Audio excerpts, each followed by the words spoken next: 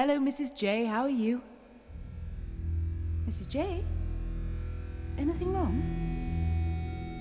I had it all worked out. With one more baby we could have managed, but not with two. The welfare been on to me. Twins? You're expecting twins? How quickly an idea planted can take root and grow into a plan. The thought conceived in this very room grew as surely as a seed in her mother's womb. Give one to me. Please, Mrs. Johnston. Please. Oh. Are you that desperate to have a baby? Each day I look out from this window. I see him with his friends. I hear him call. I rush down, but as I fold my arms around him, he's gone. Was he ever there at all? I've dreamed of all the places I would take him, the games we'd play, the stories I would tell, the jokes we'd share, the clothing I would make him. I reach out, but as I do, he fades away.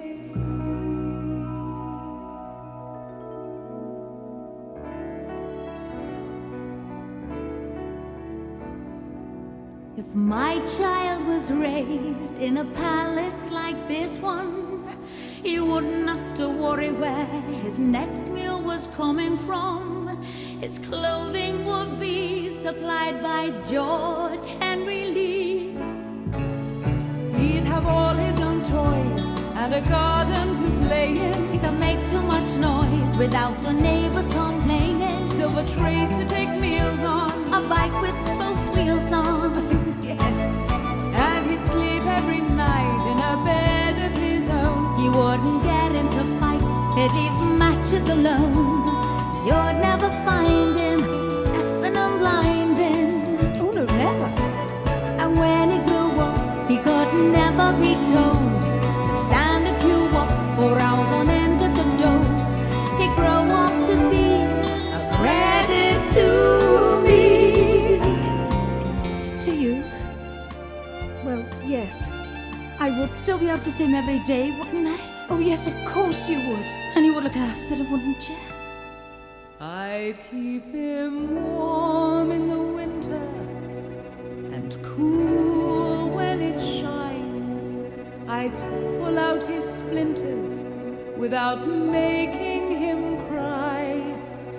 I'd always be there if his dream became a nightmare.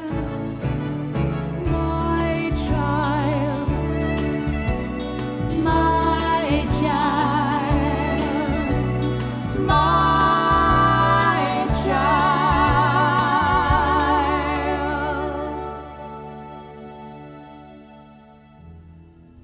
Mrs. J, we must make this a binding agreement. In the name of Jesus, the thing was done. Now there's no going back for anyone. It's too late now for feeling torn. There's a pact been sealed. There's a deal been born.